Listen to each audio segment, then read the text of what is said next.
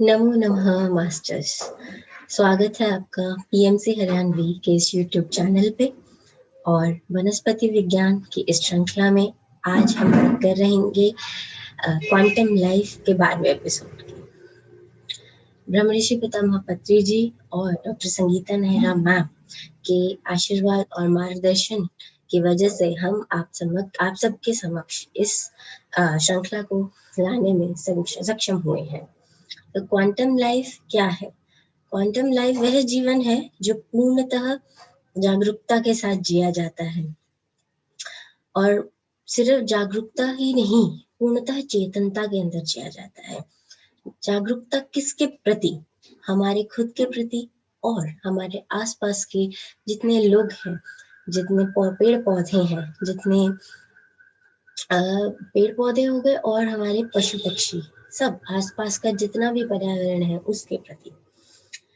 तो quantum life हमारी एक कोशिश है जिससे हम आप सभी को यह ज्ञान करा सके कि हम एक आत्मा है जो अलग अलग भौतिक स्वरूप में है, और हमें इस जीवन में अपने आत्मिक और आध्यात्मिक विकास को करना है, ताकि हम उन अनुभवों को लें और उससे जो सीखेंगे उससे हम आगे बढ़ें।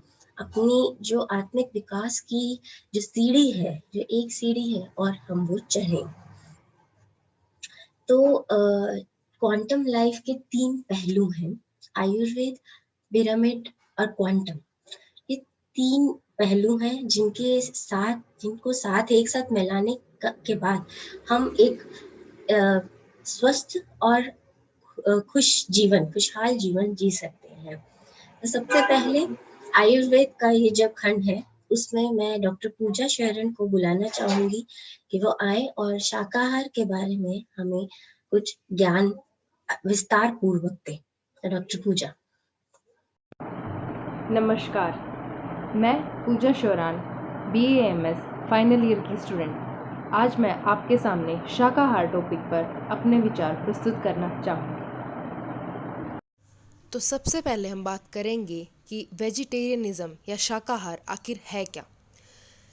तो मैं यहाँ पे ये साफ करना चाहूँगी कि शाकाहार का मतलब सिर्फ ये नहीं है कि हमें मांस ना खाकर सिर्फ पेड़ पौधों से मिलने वाला जो भोजन है वो खाना। उसके साथ साथ ये भी बहुत ज़रूरी है कि हम जो खा रहे हैं, क्या वो जो खाना है वो नेचुरल है, क्या वो हमारे लिए हेल्दी है, क्या हम प्रॉपर अमाउंट में खा रहे हैं, और क्या वो स्पिरिचुअल या आध्यात्मिक है वो खाना, क्या वो हमें ऊर्जा दे रहा है, कोई नकारात्मक ऊर्जा तो नहीं दे रहा, उसे किस भाव से पकाया गया है। ये सारी चीज़ें भी शाकाहार भोजन होने के साथ साथ ज़रूरी हैं, तभी वह भोजन एक संपूर्ण रूप से शाकाहार या अच्छा भोजन माना जाएगा। उसके अलावा पत्री जी कहते हैं कि शाकाहार बहुत ज़रूरी है एक स्पिरिचुअल लाइफ के लिए। सिर्फ ध्यानी होना ज़रूरी नहीं है, ध्यानी और शाकाहारी दोनों चीज़ें एक दूसरे के सिनोनिम्स हैं या सामान्य हैं। जो ध्यानी है उसका शाकाहारी होना बहुत आवश्यक है। हर किसी को शाकाहारी बनना चाहिए। अब क्वांटम साइंस जो मांसाहारी भोजन है उसके ह्यूमंस पर होने वाले जो बुरे असर हैं उनके बारे में धीरे धीरे स्टडी करके पता लगा रहा है। तो उन सारे जितने भी जो शोध हैं उनसे ये बात साफ होती जा रही है कि जो मनुष्य शरीर है वो मांसाहारी या मांस खाने के लिए नहीं बना, वो शाकाहार ही है। तो हमें शाकाहारी भोजन करना चाहिए, ऐसा पत्री जी के अनुसार हमने सुना है। और कोई भी रिलीजन है, कोई भी धर्म है, चाहे हम उसे मुस्लिमवाद लें या हिंदू धर्म लें या कोई भी धर्म लें, हर किसी धर्म का जो मेन प्रिंसिपल है, मेन मोटिव है, वो है प्यार या लव स्प्रेड करना। और प्यार का मतलब सिर्फ ये तो नहीं ना कि एक इंसान का दूसरे इंसान से प्यार करना। प्यार तो हमें हर चीज़ से करना चाहिए, हर प्राणी से। अगर हम इंसान हैं तो इसका मतलब ये हमारा ये हक तो नहीं कि बाकी जितने जो जीव जंतु हैं या बाकी जो प्रजातियां हैं हम उनसे सुपीरियर हैं, हम उनको मार सकते हैं, उनको खा सकते हैं। ये हक तो हमें नहीं मिला ना। हमें उनसे भी उतना ही प्यार करना है जितना हम एक दूसरे से करते हैं। तो प्यार क्या है कि कोई भी एनिमल जो एग्जिस्ट कर रहा है हमारे साथ इस अर्थ में, उसके लिए दिल में करुणा का भाव, उसके तरफ काइंडनेस, दिखाना, वही प्यार है। एनिमल्स हमारा खाना नहीं है, एनिमल्स हमारे लिए साथ में एग्जिस्ट करते हैं हमारे साथ, वो हमारे लिए खाना नहीं है, वो हमारे साथ को एग्जिस्ट कर रहे हैं। तो हमारा कर्तव्य है उनकी तरफ कि हम उनके साथ मिलजुल कर इस धरती पर एग्जिस्ट करें, इस धरती को रहने लायक अच्छा बनाएं, ना कि हम उन्हें अपना भोजन समझें। तो ये शाकाहार है। तो अब मांसाहार यानी कि नॉन वेजिटेरियन जो भोजन होता है, जो जानवरों का मीट, मांस या अंडे जो भी चीज़ें खाते हैं, वो नॉन वेजिटेरियन डाइट के अंदर आता है। तो नॉन वेजिटेरियन डाइट को ना खाने के जो रीज़न है कि क्यों ना खाएं, देखिए, क्योंकि जो मांस खाते हैं, जो मांसाहारी हैं, अगर हम उनको बोलेंगे कि ये आपको नॉन वेजिटेरियन डाइट या मांस नहीं खाना, तो आप देखेंगे वो बहुत सारे पॉइंट्स ले आते हैं, पॉजिटिव पॉइंट, कि क्यों नहीं खाना, ये तो प्रोटीन देता है, ये शरीर के लिए बहुत अच्छा होता है, और इससे तो हमें एनर्जी मिलती है, और ऐसे ही ना जाने कितने सारे पॉइंट्स। और वो बोलेंगे कि क्यों नहीं खाना, इसके क्या नुकसान है। तो मैं आज अपनी इस स्लाइड से एक्सप्लेन करना चाहूँगी कि कितने ज़्यादा नुकसान हो सकते हैं आपके मांसाहारी होने से। आपको विश्वास नहीं होगा, आपको पता भी नहीं है कि इतने सालों से आप मांस खाते आ रहे हैं तो आपने क्या क्या नुकसान किए हैं खुद को, सिर्फ खुद को ही नहीं, अपने साथ एग्जिस्ट करने वाले जीव जंतुओं को, इस धरती को कितना नुकसान हुआ है आपके मांसाहारी होने की वजह से। पहली बात तो ये, मांसाहार और एकता दोनों एक दूसरे के अपोजिट हैं। ये जो धरती है, यहाँ हम सभी एग्जिस्ट कर रहे हैं, मनुष्य भी एक जीव ही है, और जो अन्य प्रजातियाँ, जो अन्य जीव जंतु हैं, वो भी हमारे साथ एग्जिस्ट कर रहे हैं। तो उन्हें बराबर हक क्यों नहीं है हमारे साथ जीने का? हम उनसे सुपीरियर नहीं हैं, हम सब साथ में एग्जिस्ट कर रहे हैं। एकता, ये धरती एकता का प्रतीक है कि हम सब, पेड़ पौधे, जीव जंतु, मनुष्य, सब मिलकर रहें। पर हमने क्या कर लिया? खुद को सुपीरियर समझ लिया, उन्हें अपना भोजन समझ लिया, जीव जंतुओं को। और अगर हम इस तरीके से रहे, हमने उन्हें अपना भोजन समझा, हम मांसाहार का पालन करते रहे, तो कभी भी ये धरती वननेस को फॉलो नहीं कर पाएगी। वननेस यानी एकता, हम सब एक हैं, सब में आत्मा है, सब जीव जंतु एक हैं, सबको उतनी ही तकलीफ होती है जितनी कि आपको होती है। तो मांसाहार खाने वाले जो इंसान है, वो इस धरती की तबाही में प्रमुख कारण बनेंगे। दूसरी बात, जब आप नॉन वेज या मांसाहारी खाना खाते हैं, तो आपकी प्लेट में वो सारे भाव जो उस जानवर ने कटते या मरते समय महसूस किए, वो सारे आपकी प्लेट में है, आपके सामने, उसके मांस के रूप में, जो आप अपने अंदर खाएंगे। अब आप ही देखिए, किसी कसाई खाने में या जहाँ जानवर को काटा जा रहा है, मारा जा रहा है, उस समय आप जाके वो दृश्य देखिए, सोचिए, आप खुद पे लेकर सोचिए। आपको पता है कि अब आप किसी भी पल मरने वाले हैं, कसाई आपके सामने छुरा लेकर खड़ा है जो आपकी गर्दन काटेगा बेरहमी के साथ। आप खुद सोचिए क्या भाव रहा होगा उस समय उस जानवर का, कितना डर, कितना खौफ, कितनी पीड़ा उसने सही होगी उस समय कटते वक्त, कितना वो दर्द से तड़पा होगा, कितना भयभीत हुआ होगा। वो जितने भी उसके भाव थे उस समय, वो सारे भाव आप खुद के अंदर लेके जा रहे हैं उसका मांस खाकर।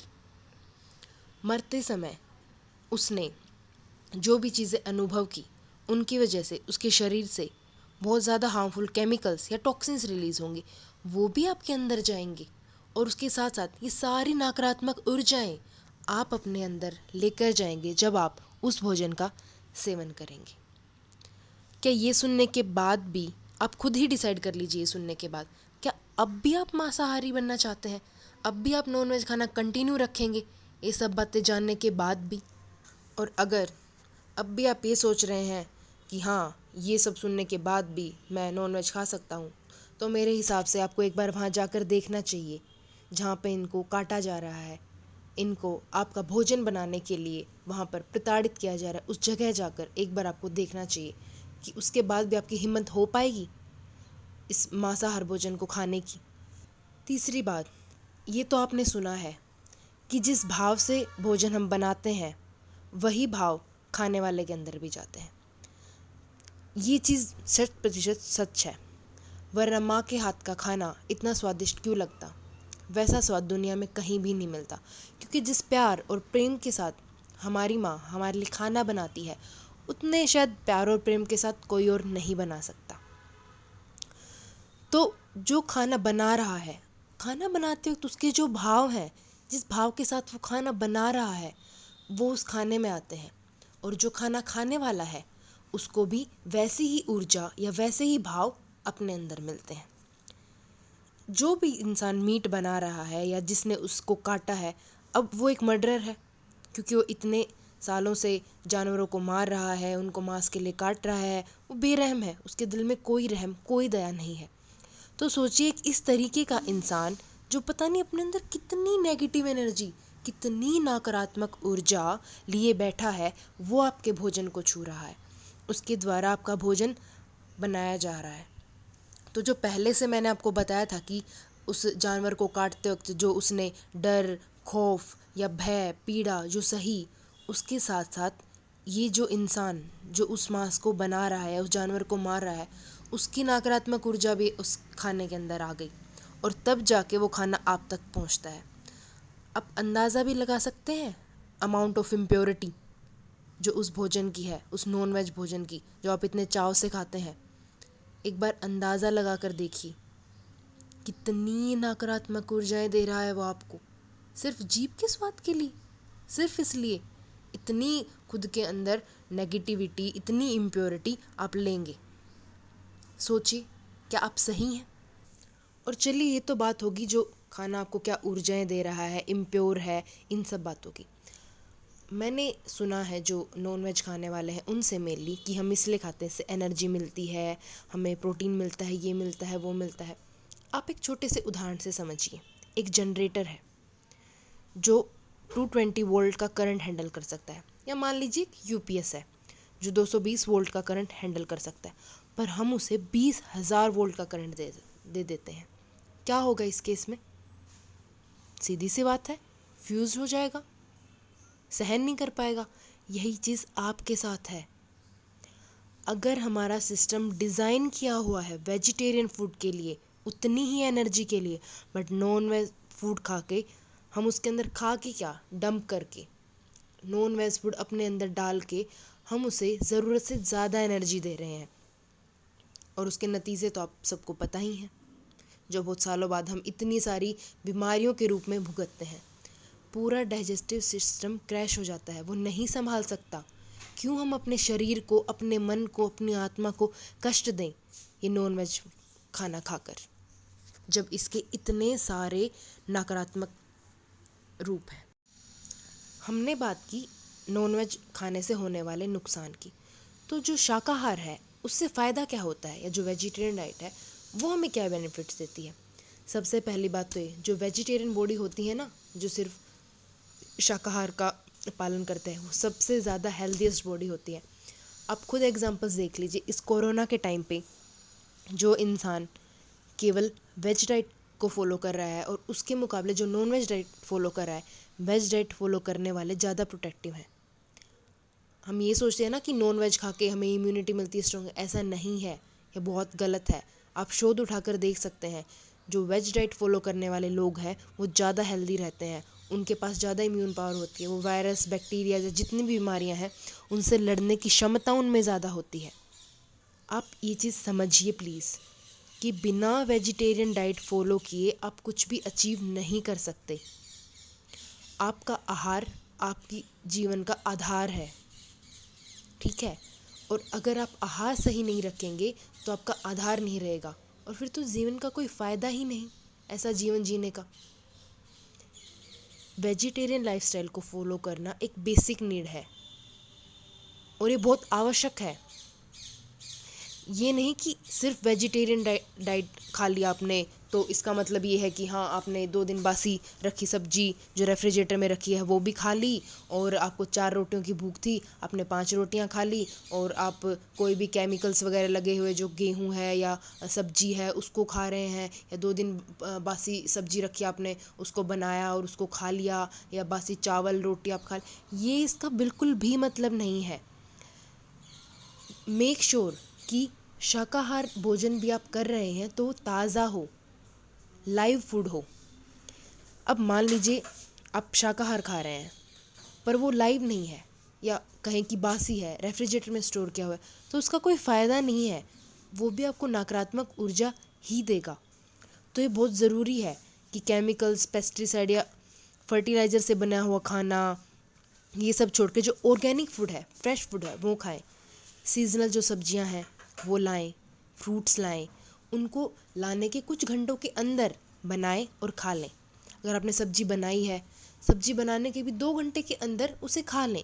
बासी भोजन ना खाएं, या रेफ्रिजरेट में रखा हुआ इस तरह की चीज़ें, प्रिजर्व फूड हो गया, कैंड फूड हो गया, ये सब आप ना खाएं, क्योंकि ये भी आपकी बॉडी के अंदर टॉक्सिक केमिकल्स रिलीज़ करते हैं।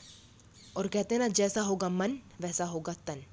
तो इसलिए ये भी आप अवॉइड करें। शाकाहार भोजन में इन चीज़ों का भी आप पूरा ध्यान रखें। जो नॉनवेज जो है, मांस जो हम जो खाते हैं, तो जो जानवर मरा है उसकी जो बायो मेमोरी है, मरते टाइम जो डिप्रेशन, जो डर, भय, पीड़ा, वो सारी चीज़ें अब हमने अपने अंदर ले ली, जैसा कि मैंने पहले बताया था। वो हमारे अंदर जब चली जाती हैं तो हमारी बॉडी को वो सेटल डाउन होने ही नहीं देती। हम इतने परेशान, इतने डिप्रेस्ड, इतने एनेक्सियस, मतलब हमारा मूड कभी ठीक रह ही नहीं सकता। हमारे जो बिहेवियर है वो कभी भी नॉर्मल रह ही नहीं सकता, क्योंकि हमने इतने सारे नेगेटिव इमोशंस अपने अंदर लिए हैं, तो हम कैसे स्टेबल रह सकते हैं? तो स्टेबिलिटी हमारे अंदर रह ही नहीं सकती।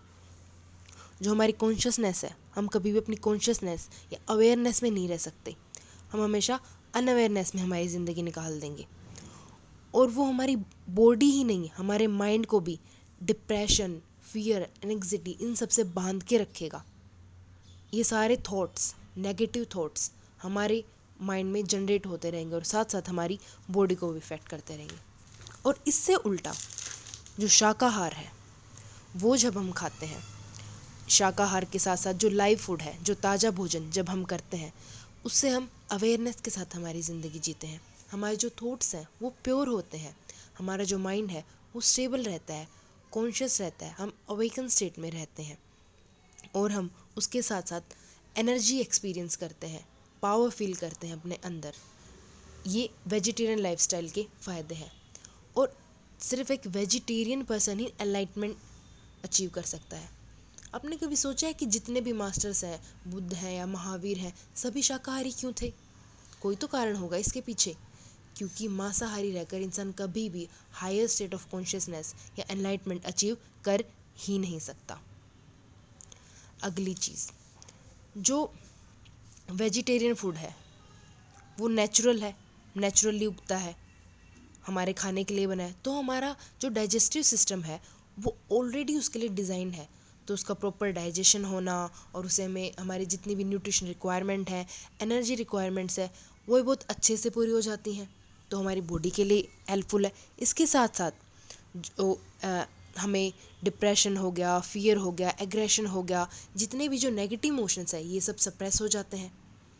तो ये वेजिटेरियन डाइट लेने के अपने बेनिफिट्स हैं, जो हम वेजिटेरियन डाइट फॉलो करने पर एक्सपीरियंस करते हैं।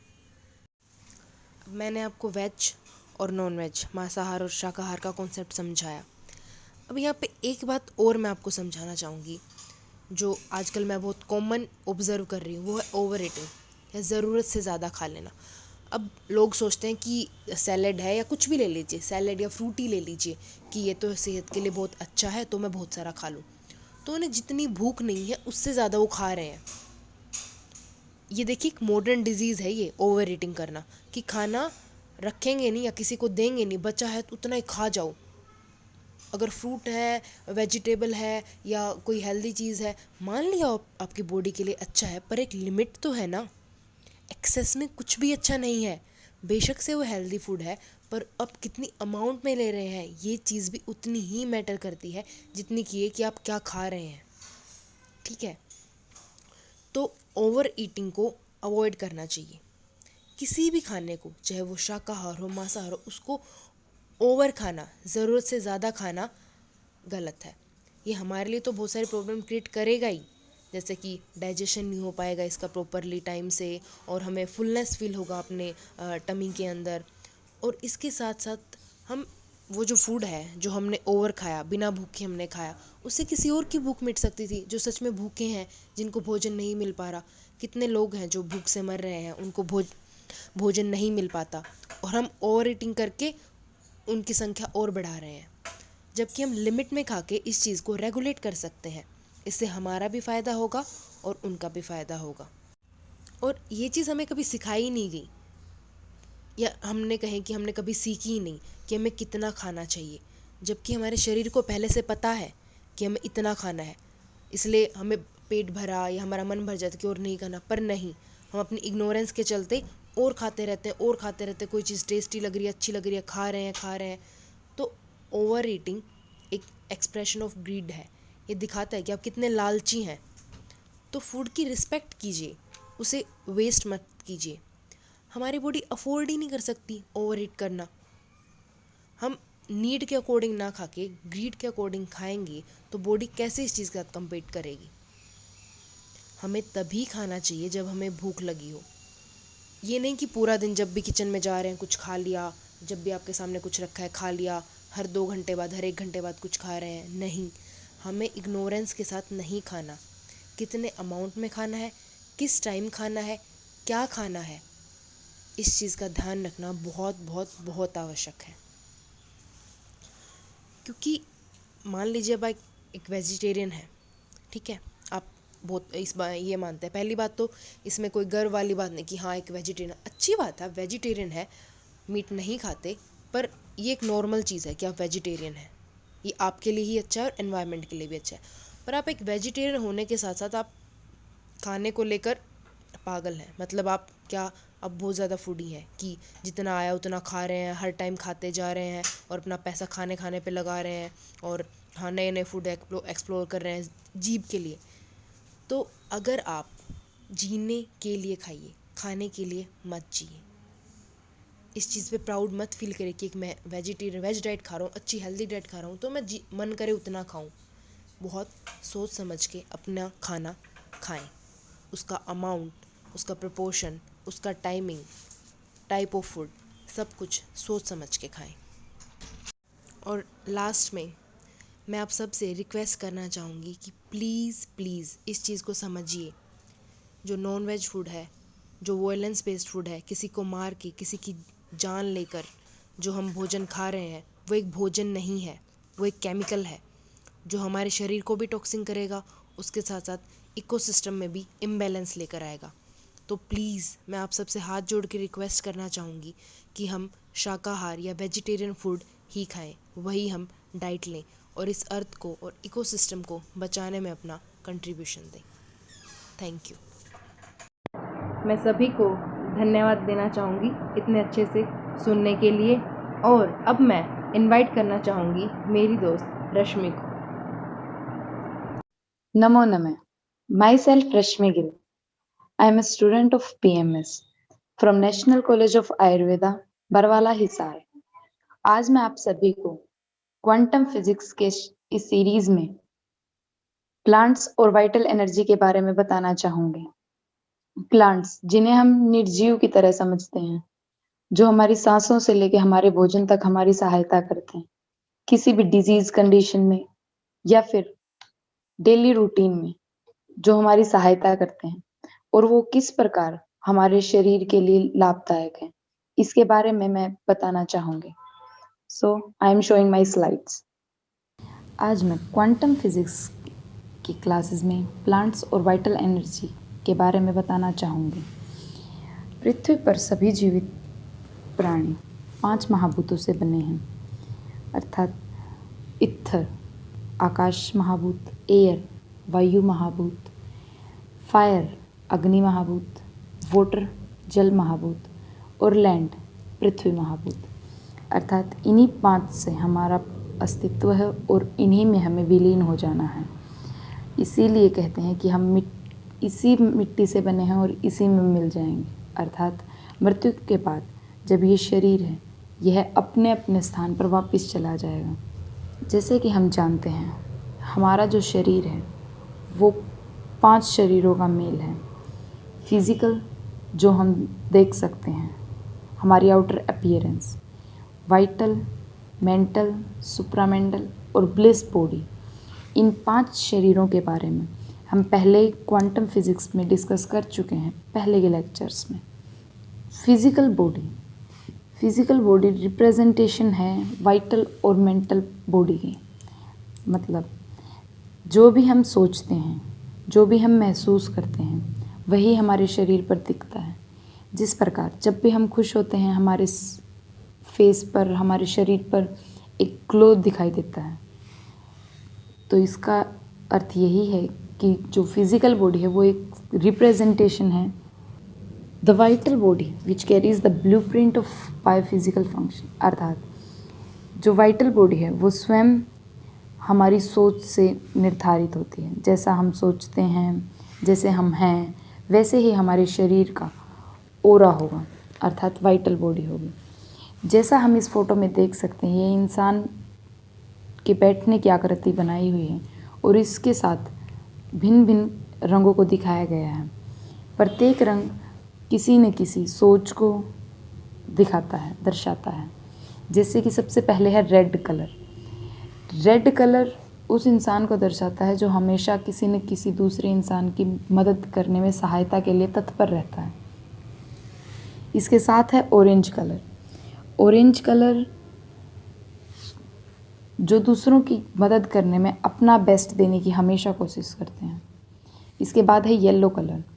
येलो कलर जैसा कि हमारे इंडिया में मानते हैं कि भगवान की फ़ोटो में जो भगवान के सिर के पीछे कलर होता है हमेशा गोल्डन येलो होता है।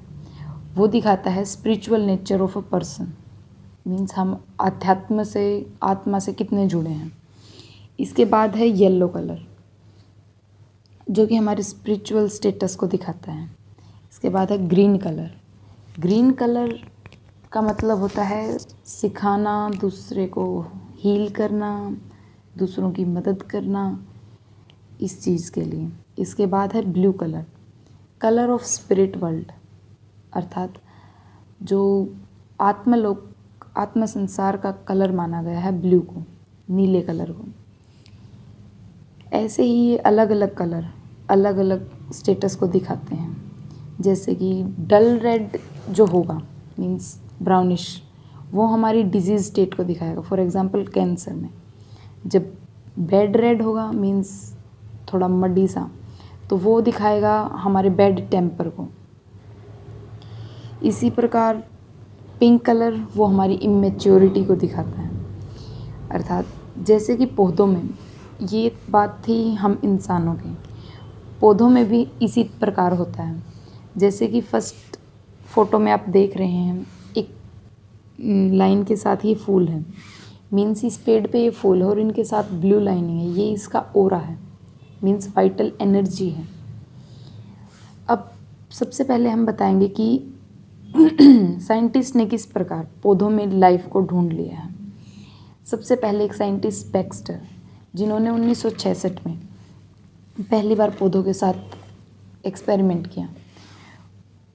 उन्होंने एक लाई डिटेक्टर को एक अपने ही प्लांट के साथ, ड्रैकेना प्लांट के साथ कनेक्ट किया और देखा कि जो पॉलीग्राफ एग्जामिनर है उसमें मूवमेंट दिखा रहा था। इसका मतलब था कि वो प्लांट कुछ सोच रहा है।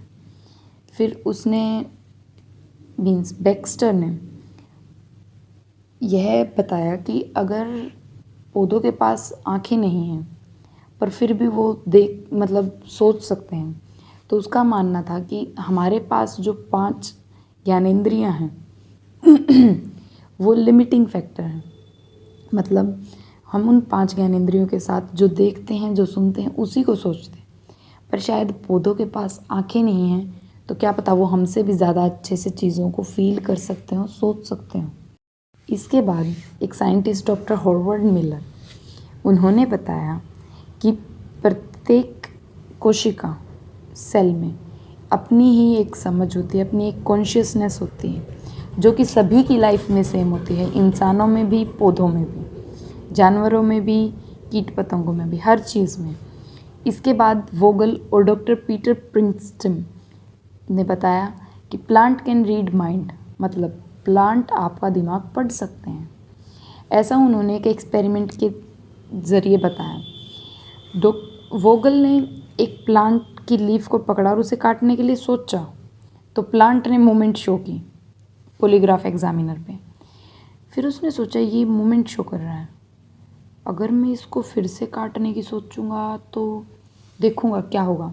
तो वो ब्लेड लेके उसके पास जाता है पेड़ के, पर वो सोचता है मैं काटूंगा नहीं, मैं बस इस पेड़ को डराऊंगा ताकि मूवमेंट फिर से शो। प्लांट ने कोई मूवमेंट शो नहीं की। मतलब अगर आप एक्चुअल में उस प्लांट को काटना चाहते हो तो उसने मूवमेंट शो की, पर अगर नहीं, आपने दिमाग में सोचा नहीं उसे काटने के लिए, बस उसे दिखाया कि मैं काट रहा हूँ उसकी लीफ को, तो उसने कोई मूवमेंट शो नहीं की। इससे ये सिद्ध होता है जैसा हम सोचते हैं प्लांट्स वैसा ही फील करते हैं हमारे लिए। Every leaf has their own personality and individuality, अर्थात जैसे कि हमारे शरीर के भिन्न अंग हैं, प्रत्येक का कार्य अलग है, ऐसे ही जो पेड़ है उसकी हर पत्ती एक अलग है, उसकी एक अलग सोच है।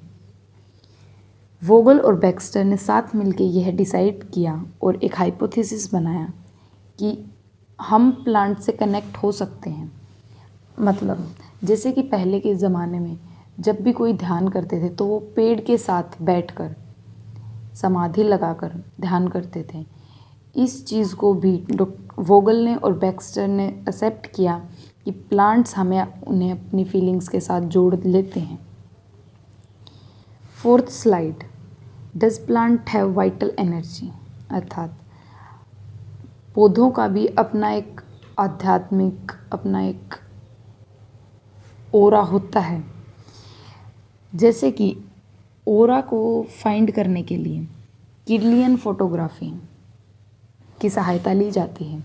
रशिया के 2 साइंटिस्ट, इन्होंने एक टेक्निक बनाई, एक फ़ोटोग्राफी बनाई, किर्लियन फोटोग्राफी, जिसकी सहायता से हम किसी भी ऑब्जेक्ट के साथ उसकी एनर्जी जो जुड़ी है, जिसे हम ओरा कहते हैं, जिसे हम आम इंसान अपनी आँखों से नहीं देख सकते हैं, उसे हम ध्यान, आध्यात्म इनसे जुड़ने के बाद देख सकते हैं। इस चीज़ को देखने के लिए उन्होंने एक किर्लियन फोटोग्राफी बनाई जिससे हम चीज़ों का ओरा देख सकते हैं।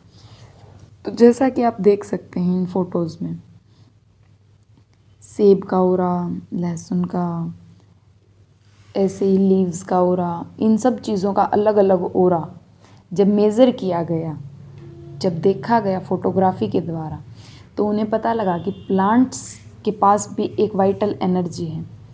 वाइटल एनर्जी है, फिज़िकल बॉडी हम उनकी देख सकते हैं, मीन्स उनकी भी एक मेंटल लेवल है। इन सब चीज़ों को पता लगा सकते हैं।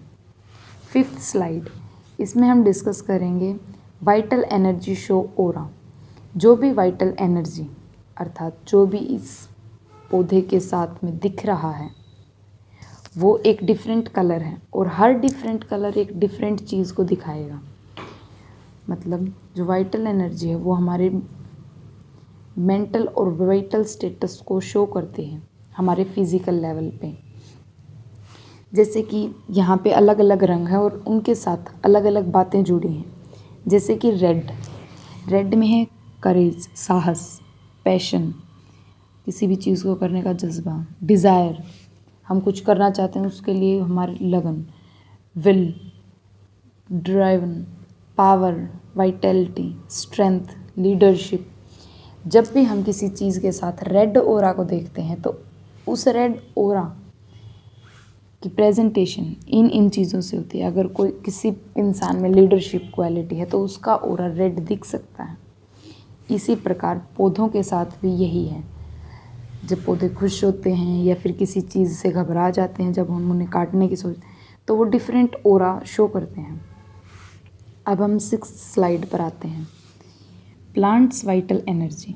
अब हमें पता चल गया कि प्लांट सोच सकते हैं, प्लांट महसूस कर सकते हैं, प्लांट का अपना एक वाइटल एनर्जी है, प्लांट का एक ओरा है। तो हमारा भी सेम है, हमारा भी ओरा है, हम भी सोच सकते हैं। तो हम एक दूसरे की सहायता कैसे कर सकते हैं और प्लांट हमें हील करने में हमारी कितनी मदद करते हैं। Disease arise because of imbalance in the pattern of energy flow in body.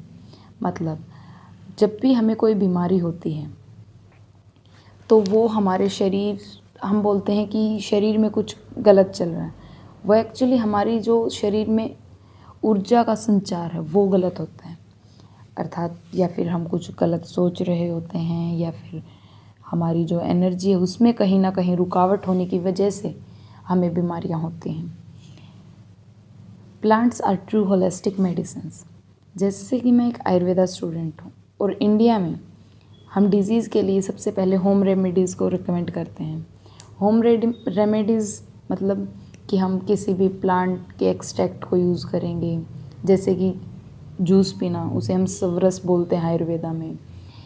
किसी भी काढ़े को बनाना, क्वाथ को बनाना, जैसे कि कोरोना के टाइम में हम गिलोय का काढ़ा पीते हैं।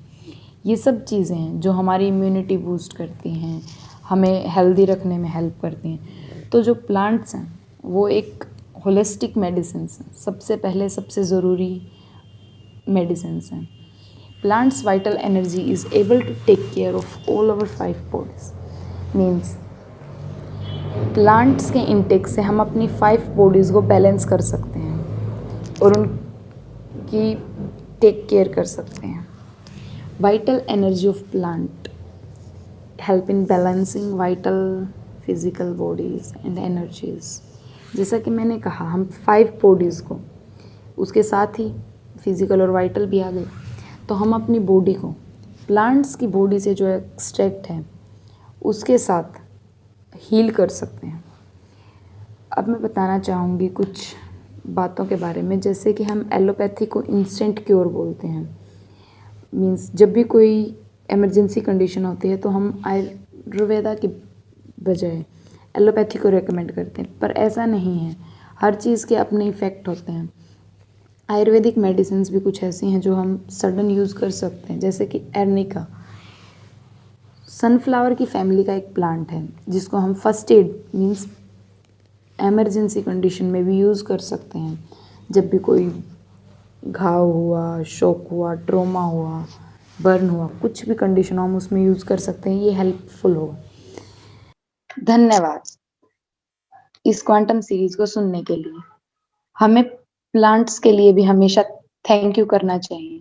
जैसे हम कभी भी एक दूसरे की सहायता करते हैं तो हम उसके लिए ग्रेटिट्यूड रखते हैं, उन्हें धन्यवाद बोलते हैं। इसी प्रकार जो हमें सांस देता है, जो हमें भोजन देता है, जो हमें घर देता है, हम उन प्लांट्स को इग्नोर कर देते हैं। इसलिए हमें उनके लिए ग्रेटिट्यूड रखना चाहिए और ज्यादा से ज्यादा पौधे लगाने चाहिए। अब मैं इस सीरीज में ख्याति मैम को बुलाना चाहूंगी। ओवर टू यू ख्याति मैम। धन्यवाद बहुत बहुत डॉक्टर रश्मि। प्लांट्स यानी पौधे और प्राणी शक्ति के बारे में इतना विस्तार पूर्वक बताने के लिए। अब हम बात करेंगे हमारे जो क्वांटम लाइफ का तीसरा पहलू है, यानी पिरामिड। तो फिर मैं अपनी स्क्रीन शेयर करूं। जैसा कि आप इस पिरामिड की फोटो को देख रहे होंगे, ये पिरामिड है और इसमें इस जगह पे, इसके टिप पे ये एक लाइट है। पिरामिड जो है वो यही है, यहाँ पे जो लाइट है यही है जो हमें चाहिए। ये है शक्ति इसकी, ये इस पिरामिड की शक्ति जो यहाँ से आती है, पूरे ब्रह्मांड की शक्ति यहाँ आती है और फिर दोबारा वो हमें मिलती है एक पॉजिटिव, एक सकारात्मक ऊर्जा के रूप में। तो पिरामिड के बारे में जानते हैं। जैसे कि आपने देखा कि पिरामिड जो है 2 शब्दों से बना है, पायरा और मिड। पायरा का अर्थ है ऊर्जा यानी अग्नि, और मिड का मतलब है मध्य, यानी जिस आकृति के मध्य में ऊर्जा है या अग्नि है उसी को पिरामिड कहते हैं। जैसे कि आपने देखा कि ये इस तरह का जमातीय ढांचा है। पिरामिड एक रहस्यमयी जमातीय ढांचा है जो धरती पर अधिकतम विश्व ऊर्जा ग्रहण करता है, यानी पूरे ब्रह्मांड की जो भी ऊर्जा है वो पिरामिड ग्रहण करता है। कहाँ से ग्रहण करता है? वो इस एपेक्स यानी इस पॉइंट से लेता है। पिरामिड वैज्ञानिक आधार पर अधिकल्पित ऐसा यंत्र है जिसमें समग्र नक्षत्र, ग्रह, सूर्य, आकाश, पृथ्वी, जल, चुंबकीय ऊर्जा, दिव्य ऊर्जा, शरीर, मन, आत्मा और जीवन शक्ति सबका पूर्ण ज्ञान निहित है। ये चीज है ये पिरामिड। पिरामिड एक वैज्ञानिक चिन्ह है। हम इसको एक क्वांटम मशीन के तौर पे भी लेते हैं। पिरामिड का जो स्वर्णिम कोण है वो 91 डिग्री 92 मिनट का है। ये जो स्वर्णिम कोण है 91 डिग्री 92 मिनट धरती के लिए है, और बहुत सारे जो ग्रह हैं जो धरती के से अलग है उनके भी अपने एक पिरामिड्स है और उनके अलग अलग एंगल्स है, अलग अलग कोण है। इस कोण की वजह से पिरामिड ब्रह्मांडीय ऊर्जा का अक्षय भंडार है।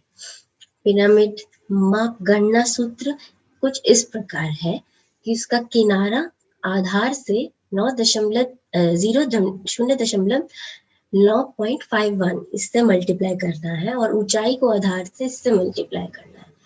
शाही कक्ष की ऊंचाई जो होती है वो आधार से 1/3 ऊपर होती है, यानी इस तरीके से पिरामिड की ऊंचाई पिरामिड की 1/3 ऊंचाई पर सबसे ज्यादा विश्व ऊर्जा एकत्रित होती है।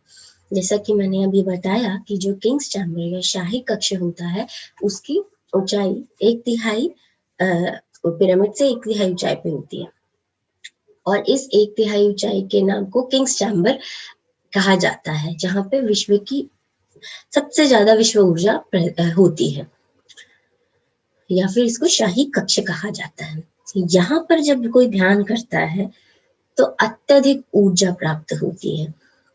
यह स्थान अति महत्वपूर्ण और आंतरिक रहस्यों को प्रकट करने वाली कुंजी है।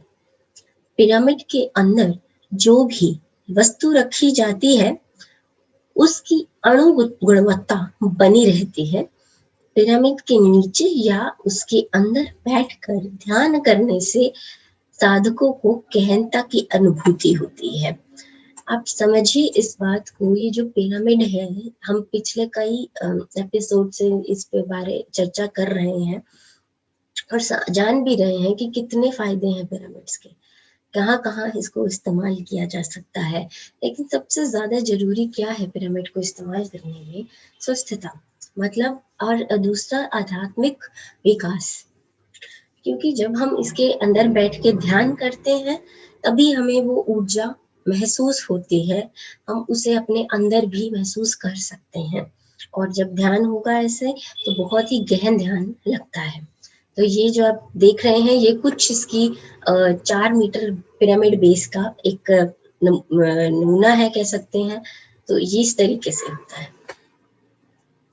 पिरामिड शक्ति। पिरामिड शक्ति विश्व ऊर्जा तथा पृथ्वी के गुरुत्वाकर्षण शक्ति के सम्मिश्रण से प्राप्त की गई है। यानी ब्रह्मांड की सारी ऊर्जा और जो पृथ्वी का गुरुत्वाकर्षण है, वो जो शक्ति है वो दोनों एक दूसरे से मिलती हैं और तभी पिरामिड के अंदर इतनी शक्ति आती है। पिरामिड के अंदर ऐसी शक्ति है जो मानव के भौतिक और पराभौतिक शरीरों पर काम करती है। हर शरीर पे वो काम करती है, सिर्फ इस भौतिक शरीर पे नहीं। जो क्वांटम में हमने पिछले 4 शरीर भी पढ़े हैं ना, उन पे भी वो कार्य करती है। पिरामिड शरीर के तंतुओं को नव जीवन प्रदान करती है और कार्य शीघ्रता ये, और ताकि उसका कार्य शीघ्रता से हो सके। मतलब हमारे शरीर में जो छोटे छोटे तंतु हैं, जो छोटी छोटी कोशिकाएं हैं, उनका कार्य अच्छे से हो सके, वो उस तरह की उसको करने की शक्ति पिरामिड प्रदान करता है। तभी बहुत सारे स्वास्थ्य के फायदे पिरामिड के वजह से लोगों को मिलते हैं। इस ऊर्जा से न केवल मनुष्य में रोग सुधारक क्षमता बढ़ जाती है, बल्कि पशु पक्षी, पौधे और अन्य सजीव एवं निर्जीव वस्तुओं के लिए भी यह उपयोगी है। जैसा कि हमने पिछले भी कुछ एपिसोड्स में देखा है, जाना है कि पौधों पे, पशुओं पे, सब पे और निर्जीव वस्तुओं पे भी कितना प्रभाव होता है पिरामिड की शक्ति का, तो ये वहां पे यही बताना चाहती हूँ मैं। पिरामिड वातावरण में जो स्थित ब्रह्मांडीय ऊर्जा है को उसके नीचे रखी किसी भी सामग्री में समाविष्ट कर देता है।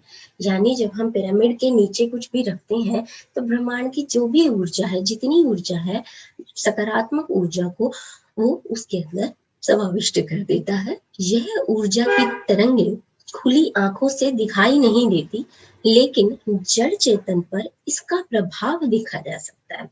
अब ये जो तरंगे होते हैं ये आंखों से तो दिखेंगी नहीं, लेकिन हाँ, इनका प्रभाव जरूर देखा जा सकता है। तो ये तो था कुछ पिरामिड के बारे में। आज का जो हमारा विषय है यानी रिसर्चर्स व्यू ऑन पिरामिड, हमने पिछले कुछ एपिसोड्स में बहुत सारी अनुसंधानों को पढ़ा, डॉक्टर पैट्रिक के अनुसंधानों को देखा और समझा कि उन्होंने कैसे अनुसंधान किए। रशियन जो साइंटिस्ट थे अलेक्जेंडर गोलोड, उनके अनुसंधानों को समझा। तो और भी बहुत सारे लोग हैं जिन्होंने अनुसंधान किए थे, तो उन लोगों के क्या विचार हैं पिरामिड को लेके, उनको जानते हैं। सबसे पहले तो ब्रह्म ऋषि पितामह पत्री जी के, हम सब जानते हैं कि वो PSSM यानी पिरामिड स्पिरिचुअल सोसाइटीज मूवमेंट के फाउंडर हैं और उन्होंने 1990 में बिल शूल और एड पेटिट द्वारा लिखित पुस्तक the secret power of pyramid पढ़ी। पिरामिड ऊर्जा से अत्यंत प्रभावित होकर उन्होंने स्वयं पिरामिड का निर्माण करा और अनेक प्रयोग किए। 1991 यानी 1991 में ध्यान के लिए कर्नूल जिले में बुद्धा पिरामिड ध्यान केंद्र बनवाया। फिर 2002 में 160/160 का मैत्री बुद्धा पिरामिड बेंगलुरु तथा 2012 में माहेश्वर महापिरामिड महबूब जिले में बनवाया। आप समझिए इस बात को कि पितामह पत्री जी ने उस समय में इस बुक के द्वारा ये जाना कि पिरामिड के कहाँ उपयोग किए जा सकते हैं, उसमें क्या कैसी ऊर्जा है। और फिर उन्होंने बहुत सारे प्रयोग भी किए, जैसे कि कुछ प्रयोगों के बारे में हम जान भी चुके हैं कि उन्होंने बैंगन के साथ प्रयोग किया, उन्होंने टमाटर के साथ प्रयोग किया। पिरामिड वैली में अभी भी आए दिन इस तरीके के प्रयोग होते रहते हैं। पिरामिड जल के जो गुण है उनको बढ़ गए, वो बहुत प्यूरिफाई हो गया, साफ हो गया, शुद्ध हो गया। इसके साथ ही जो पिरामिडाइज जो जल होता है, यानी हम जब पिरामिड के अंदर जल को रखते हैं तो न सिर्फ पीने के लिए बल्कि वो घावों को भी सही कर देता है। तो हमारे शरीर में जब इतने अच्छी एनर्जी वाला जल जाएगा तो कितना अच्छा रहेगा हमारे स्वास्थ्य के लिए। और इसी के साथ और भी बहुत सारे प्रयोग उन्होंने करे, जो रेजर ब्लेड का भी उन्होंने प्रयोग किया। तब जाकर उन्होंने समझा कि नहीं, हमें इसका उपयोग करना चाहिए, ध्यान के लिए इसका उपयोग करना चाहिए। और फिर उन्होंने बहुत बुद्धा पिरामिड, महामहेश्वर महापिरामिड, इन सब का निर्माण कराया। और PSSM का एक जो ऑब्जेक्टिव है वो ये है कि हम हर जगह पे पिरामिड लगाए, एक पिरामिड जगत होना चाहिए। पिरामिड स्पिरिचुअल सोसाइटी मूवमेंट के संस्थापक हैं ब्रह्म ऋषि पितामह पत्री जी, और उन्होंने ये कहा पिरामिड के बारे में कि यह पिरामिड का युग है। पिरामिड उच्च ग्रहों व नक्षत्रों की चेतनताओं द्वारा पृथ्वी वासियों को दिया गया उपहार है। और इतने अच्छे उपहार को तो हमें अपने आध्यात्मिक विकास के लिए इस्तेमाल करना ही चाहिए।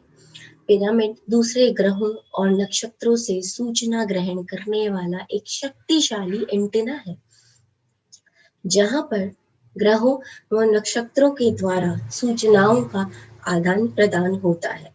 पिरामिड आसपास की जितनी भी पिरामिड जहाँ पे भी होगा उसके आसपास के जितनी जगह होगी, काफी बड़ी जगह होती है, वो उसका प्रभाव, उस पिरामिड के शक्ति का प्रभाव उस पूरी जगह पे होता है, उस जगह के लोगों पे भी होता है थोड़ा।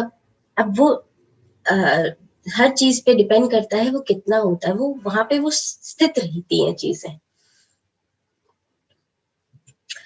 बिल शुर और एड पेटेट, इन्हीं की पुस्तक थी the secret power of pyramids, जिनको पढ़ के पत्री जी ने ये पिरामिड जगत की स्थापना करने की एक कोशिश करी। तो लेखक बिल शुर और एड पेटेट द्वारा लिखित जब पुस्तक the secret power of pyramid के अनुसार 10,000 साल से भी पहले मिस्र वासियों ने पिरामिड जमातीय आकार का निर्माण किया था, जहां पर ब्रह्मांड की ऊर्जा इकट्ठी होती है, फिर उस ऊर्जा का चारों तरफ फैलाव होता है। और जब जैसे कि वहां से वो उस एपेक्स से या जो उस पॉइंट से एनर्जी लेता है और उसके बाद वो हर जगह पे उसे फैलाता है। तो लेखक विजुअल और एड पेटेट यह भी बताते हैं कि जो पिरामिड है उसके अंदर जब हम बैठ कर ध्यान करते हैं तो वो 3 गुना ज्यादा शक्तिशाली होता है, और इसमें से हम बहुत सारी रहस्य को जान भी सकते हैं। लेखक जॉर्सव एंड मार्सेलो द्वारा लिखित पुस्तक हीलिंग पावर ऑफ पिरामिड में बताया गया कि पिरामिड ऊर्जा धरती की ओजोन परत में हुए छेद को मरम्मत या ठीक करने में सहायता करती है। यह बात हमने रशियन पिरामिड्स में भी, जब रशियन साइंटिस्ट ने वो किया था, अनुसंधान किए थे, तब वहां पे भी हमने जानी थी। यह भी प्रमाणित हुआ है कि यह ऊर्जा धरती के भीतर से जरूरत पड़ने पर झरने तथा धाराओं को बाहर निकालने के लिए प्रेरित करती है। क्या आप जानते हैं इस बात को?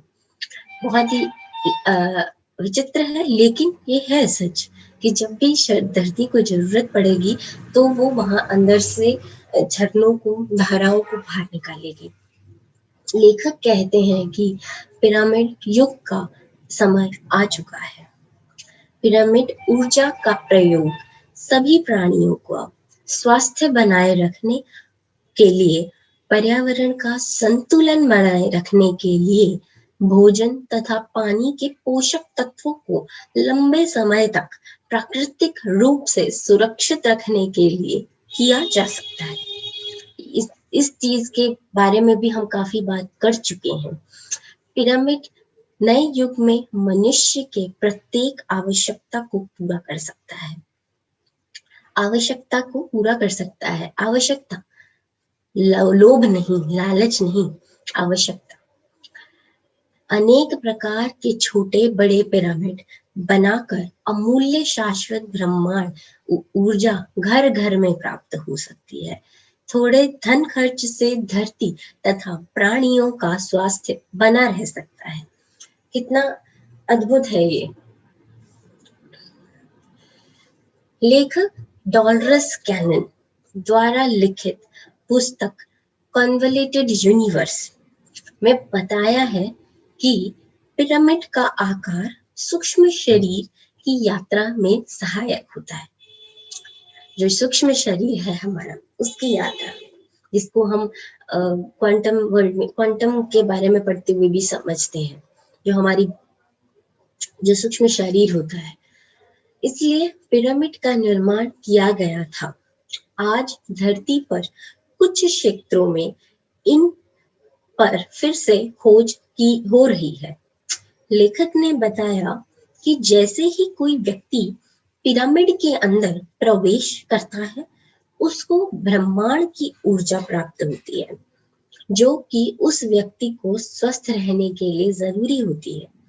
इस प्रकार से धरती पर पिरामिड ही ऐसी ढांचा है जो जीवों के लिए आवश्यक ऊर्जा स्वतंत्र रूप से पिरामिड के नीचे आसानी से मिल जाती है। आप समझिए इस बात को कि पिरामिड एक ऐसा ढांचा है कि आपको स्वतंत्र रूप से जो ऊर्जा चाहिए, जो शक्ति चाहिए, वो आपको मिल जाएगी, वो भी पिरामिड के नीचे बैठने से। आपके सूक्ष्म शरीर की यात्रा के लिए अच्छा है। ब्रह्मांड की सारी ऊर्जा आपके अंदर आ सकती है, समाविष्ट हो सकती है और आपको बहुत सारी चीजों का ज्ञान भी हो सकता है। लेखक मैक्स टॉथ तथा ग्रेग नेल्सन द्वारा लिखित पुस्तक पिरामिड पावर में किए गए शोध के अनुसार लिखते हैं कि जिन्होंने पिरामिड के नीचे बैठकर ध्यान किया, उन्हें अलौकिक या आत्मिक ज्ञान का अनुभव हुआ, स्मरण शक्ति बढ़ी, पूर्व जन्मों को देखने आदि ऐसे लक्षण पाए गए। मतलब उनको पता चला, उन्होंने जब ये शोध किए पिरामिड के नीचे बिठा के लोगों को, मैक्स टॉथ और ग्रेग नेल्सन ने, तो उन्होंने ये पाया कि बहुत सारे लोगों को पूर्व जन्म के बारे में पता चला, बहुत सारे लोगों की स्मरण शक्ति बढ़ गई, आत्मिक ज्ञान का अनुभव हुआ। इसके अलावा भी जैसे हम बहुत सारे मास्टर्स बोलते हैं कि हमें हमारे जो ऊपर मास्टर्स होते हैं वो हमें आके हमें मैसेज देते हैं, वो भी मैसेजेस उनको मिले, वो भी क्वेश्चंस के कुछ आंसर्स, यानी उन्होंने अगर कोई प्रश्न डाला तो उसका भी जवाब उनको मिला। तो ये है ऊर्जा पिरामिड की, ये है शक्ति जो पिरामिड की है। लेखक जूलियन डिप्सडी, इन्होंने बताया कि पिरामिड के नीचे वस्तु रखने से जैसे कि आभूषण तथा सिक्के का चमक फिर से आ जाता है, पानी चार्ज हो जाता है, साफ हो जाता है, बिना फ्रिज के भी दूध ताजा रहता है, फूल अपनी खुशबू और रंग को सूखने के बाद भी नहीं छोड़ते, शरीर जलने या कट लगने पर घाव जल्दी भर जाता है, दांत और सिर दर्द में आराम मिलता है, पिरामिड के नीचे पौधों की वृद्धि अधिक पाई गई तथा भोजन का स्वाद ताजा बना रहता है। ध्यान करते समय प्रारंभिक शोध से पता चला कि इलेक्ट्रोएन्सेफेलोग्राफ में मस्तिष्क में अल्फा और थीटा तरंगों का विस्तार बढ़ जाता है, और जब ये विस्तार बढ़ता है तो इसका मतलब ये है कि हमारा मन बहुत शांत हुआ, बहुत अच्छा सही एक चीज हो रही है। पिरामिड के नीचे पौधों की वृद्धि होती है, इसके शोध भी हमने देखे, समझे, जाने, और उनके अंदर एक रिलैक्सेशन आती है, एक शांति आती है। और जो पिरामिड के अंदर भोजन की बात है, उसका स्वाद अधिक हो जाता है, ये भी हमने देखा पिछले कुछ एपिसोड्स में, जाना है कि हाँ उसका स्वाद, इस तरह के शोध भी किए गए हैं। फ्रिज की हमें आवश्यकता कम पड़ेगी अगर हम पिरामिड को इस्तेमाल करेंगे, और पानी भी चार्ज हो जाएगा, साफ हो जाएगा, आपके जो पुराने आभूषण है वो भी सही हो जाएंगे। आप देखिए तो करके इसको। लेखक डॉक्टर जी पैट्रिक फ्लैंगनेल द्वारा लिखित पुस्तक पिरामिड पावर में लिखते हैं कि गीजा के रहस्यमय पिरामिड एक गणित की पाई रेशियो के माप के अनुसार बनाए गए हैं, जिसे दैवीय या पवित्र कट भी कहते हैं। मनुष्य का शरीर भी इसी दैवीय कट के अनुसार अलग अलग भागों में विभक्त है। यह दैवीय कट प्रकृति की सभी वस्तुओं के विभाजन में दिखाई देता है। यह दैवीय कट पिरामिड ऊर्जा का संचालन करता है। पिरामिड का स्वरूप स्थिर विद्युतीय क्षेत्र उत्पन्न करता है और धरती के चुंबकीय क्षेत्र के साथ मिलकर भीतर के आकाशीय तत्व में कंपन पैदा करता है, जिसके परिणाम स्वरूप पिरामिड में एक शक्तिशाली चक्र निर्माण होता है।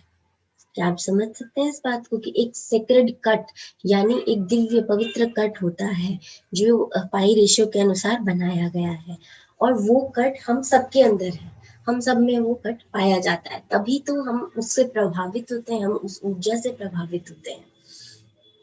लेखक बिल कॉकस ने बताया कि अगर छोटे या बड़े पिरामिड, गिज़ा पिरामिड के मानक के अनुसार के भीतर बैठकर ध्यान करने की प्रक्रिया बढ़ जाती है।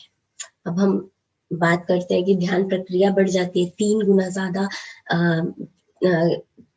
पावरफुल यानी तेज ध्यान होता है।